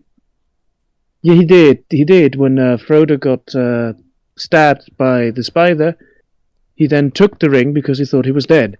So he, technically speaking, also was a ring bearer, so he could have the potential ability to also go to Valinor. So it kind of would make sense that because of his loyalty to Frodo, he would go after him. Because, well, his kids are looked after, etc. They're probably adults by now. Yeah. Does it count passively carrying the ring by carrying Frodo? I'm not sure about that, but he did actually carry the ring by himself. Gave it back to Frodo then. So Yeah. Yeah. Okay. Yeah. So it's kind of nice that he goes into Valinor. I didn't know that. I actually don't remember because I did not get past. Yeah, I will have to look it up if it's actually. I mean, I have the book over here. Yeah. No, I have because again I stopped reading at the third book. I can't remember which chapter, but it was too much for me. It just dragged on. I was like, this is not. Tolkien just you're dragging this out way too long for no reason. So anyway, It's just someone telling us his fantasy about his gay fantasy about Lord of the Rings. Either way, we got like 30 seconds, so it's all finished off. Yeah.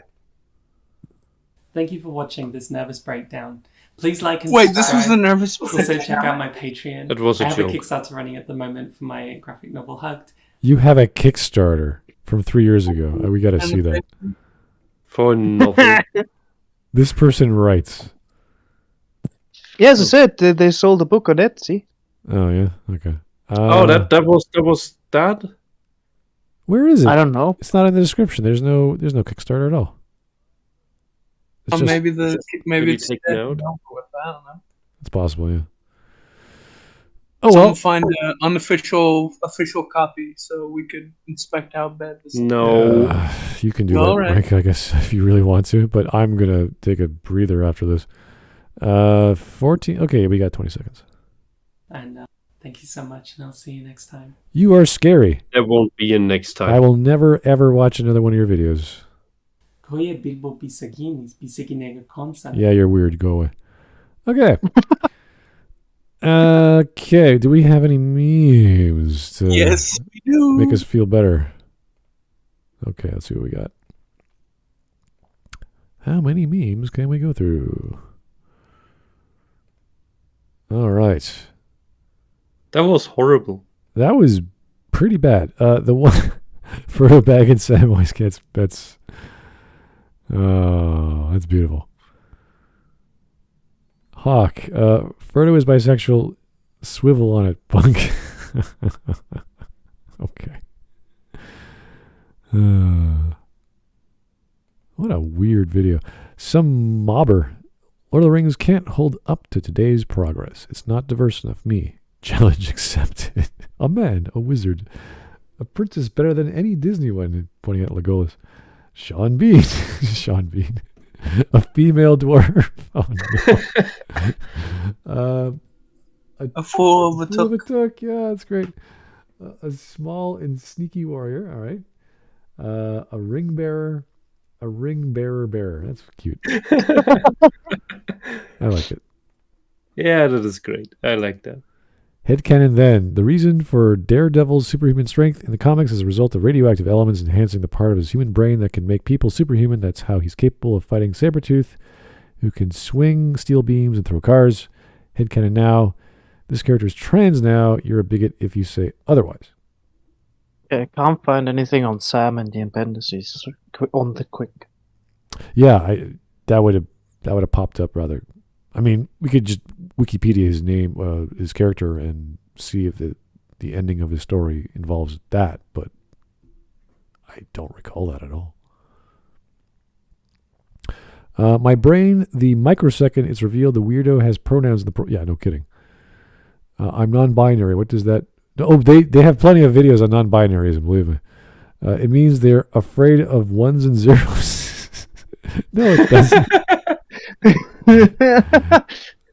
They start speaking in binary. They stop it, Patrick. You're scaring them. That's good. Stephen Colbert, Smaug interview full. That's a thing. Yeah, they did the. Oh God, they even did it on German TV, where they had him in the studio, and then had the 3D projection of Smaug in while Benedict Cumberbatch voiced him. Oh wow. Okay, this is really tiny. I can read it. Barges into the narrative, sings a song about how he's older than the world, puts on and takes off the ring with no effect, refuses to elaborate, leaves. That's true. All that happened. I've seen YouTube. I know how to speak retarded.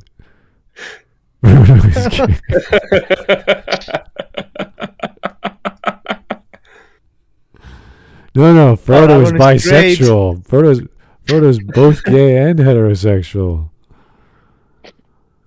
War of the Ring. Okay, Tom Bombadil being a happy fellow. Yeah, this is pretty much it. He just doesn't give a shit. Do. This is my forest. Don't give a shit. Yeah. Tom Bombadil, Tom Bombadil. Oh yeah. I put up a little fence. Everything's fine. Me and the homie riding home in silence after turning into rats because we made fun of a wizard in the parking lot. There's an absolutely wonderful audiobook version of Lord of the Rings that is a bit old. I forgot the actor who's actually reading it, but he sings every song. Oh wow. In the book, and he sings them very nicely. Oh, cool.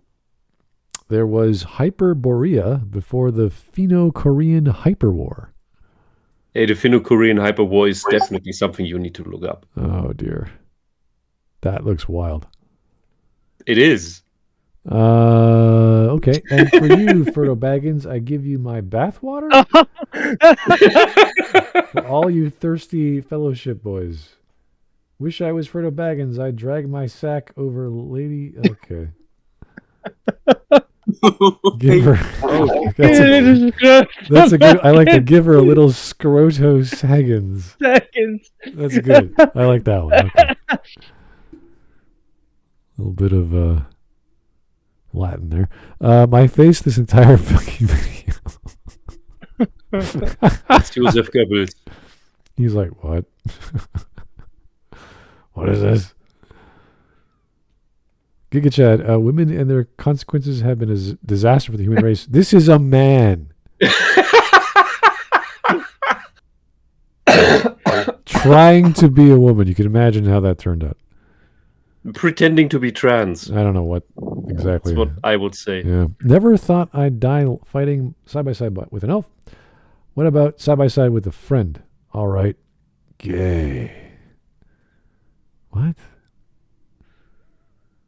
Yeah, because we just learned friends are gay. Or bisexual. As from Noralities, as from Red, as from Maggie. Son, even if the date goes bad, cook her and eat her. Oh my god. What kind of meme was that? Good to see you again, Saruman. Is that a new robe? Why, yes, it belonged to my father. Well, it looks good on you. Thank you, old friend.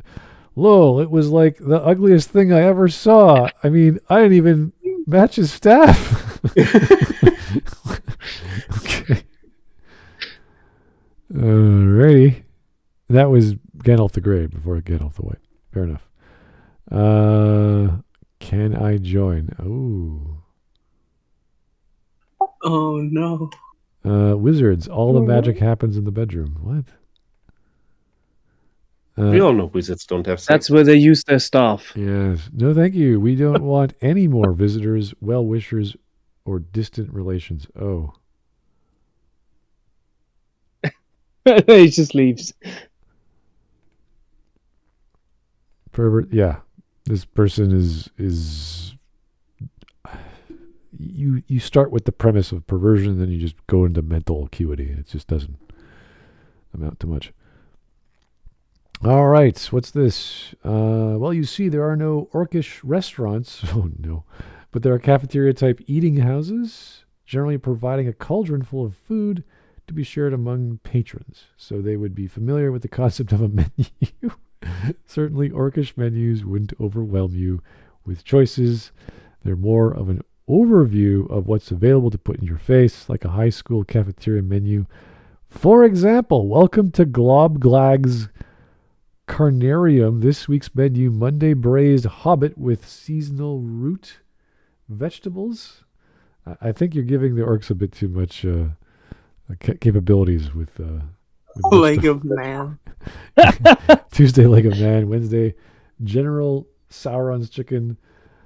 Thursday, pulled elf sandwiches. Friday, maggoty bread. Saturday, maggoty bread. Sunday, maggoty bread. I think this is based on the line in the films where the orcs shout "meat's back on the menu." Yes, that was the big. The question was asked: so, do orcs have a menu? Do they know restauranting behavior to acquire a menu to make one? Do they have a street where you can set up a shop to build? Yeah, but being originally from corrupted elves, they would carry over some cultural artifacts. I imagine. All right. Frodo is bisexual, and there's me. As the days go by, we face the increasing inevitability that we are alone in a godless, uninhabited, hostile, and meaningless universe. Still, you've got to laugh, haven't you? Yeah, I mean, at the crazies. Oh boy, how does he do it? Every word and line and name is perfect. And then this is a 4chan thing. Humans can't feel comfy. It's a property of the comfort provider, not the one experiencing the comfort. But I finally expect this kind of childish Fully expect this kind of childish mistake from someone who wastes their time with genre fiction. What other kind of fiction is there? Genre? Cranky because you're not comfy, aren't you? Oh. and it's a fucking heaven that he drops fucking.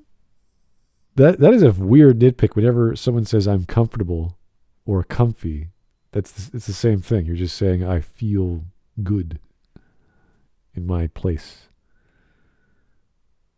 A deviation from righteousness in sexual behavior, speech, or justice. A perversion.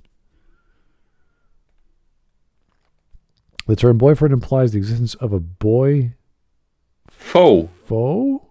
A boy foe. Like a girl foe. Oh, that's stupid. This is a service I am willing to provide. A guy in a bodysuit? No, that is creepy. Oh, dear. Pink guy. Remember when Gollum told Sam to give it to him raw? Put that quote back in the context, or so help me. Yeah. I think this fictional character is transgender because I have a debilitating porn addiction and no internal sense of identity. Yeah. That's one of the reasons. That's what we saw today. Drop the weapon. Middle school biology. I would say grade school biology, but yeah. This biology. It's rather done in middle school. If you do it in grade school, that's bad. So man and a horse cast it into the fire, destroy. No. What? It's a picture that Paulie had he made it for? Was he the one who made it, or was he only the one who saved it because he liked it? Okay, well, I didn't think it has the power to destroy the world with its evil influence, but I mean, it could. Sopranos have weird tastes. Have you not seen it? I've seen some of it, not all of it. It's kind of like I grew up around that stuff. It's not a big deal to me. It's like, okay. The painting subplot is actually pretty funny. Oh, all right. Orcs will see you imbue your sword with fire and say he can't squabble the funds to purchase a torch. All right. How did you know we were trans? Ugh. What the heck am I looking at? SpongeBob. Babe, are you okay? You barely touched your Gollum cake? Oh no! Oh God! Oh no! That's impressive, but yeah, I would not want one of those cakes. Leave it out to scare the children. Yeah. Our Lord in heaven, smite this sinner now and have this rat bastard cook in boiling liquid shit for eternity.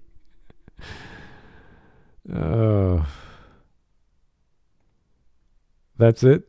That was the trans meme? A cartoon character? That was just affirming your beliefs? That was just a cartoon character affirming your beliefs. Mommy, is that a man or a woman? It's a Democrat.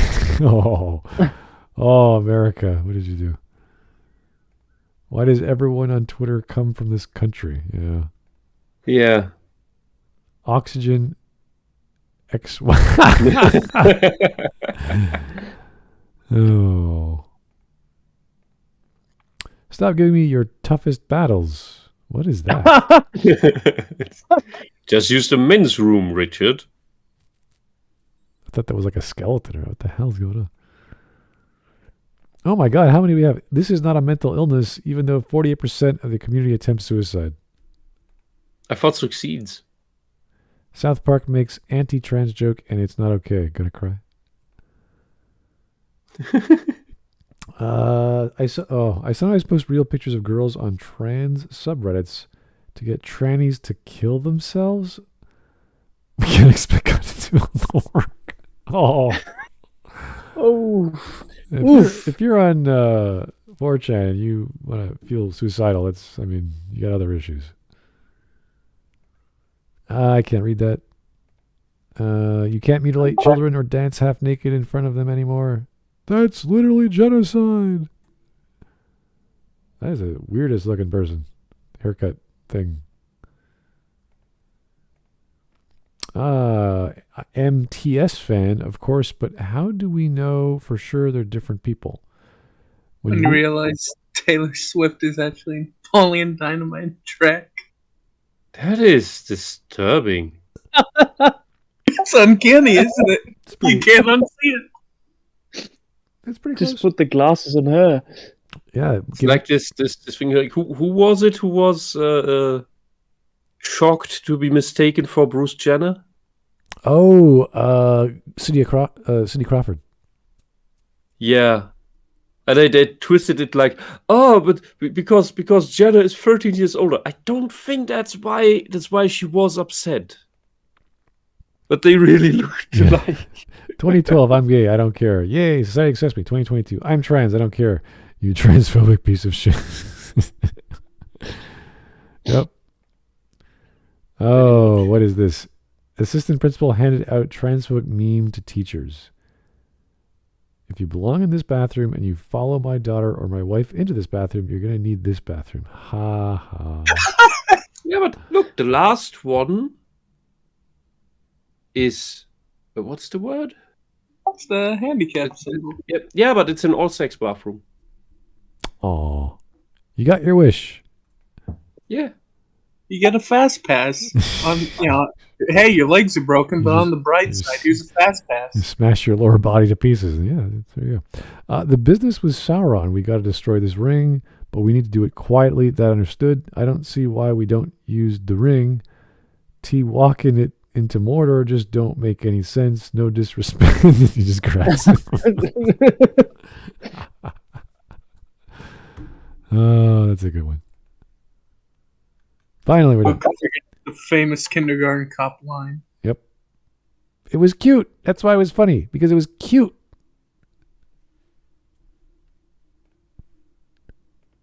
We need more movies like that. That movie was weird. Yeah, I know. It was fun, though. All Danny right. DeVito was fun. With Junior? Yeah, that was good, too. All right, guys. That was a terrifying video. We're never going to watch this person, lady, whatever, ever again. Is this the blacklist?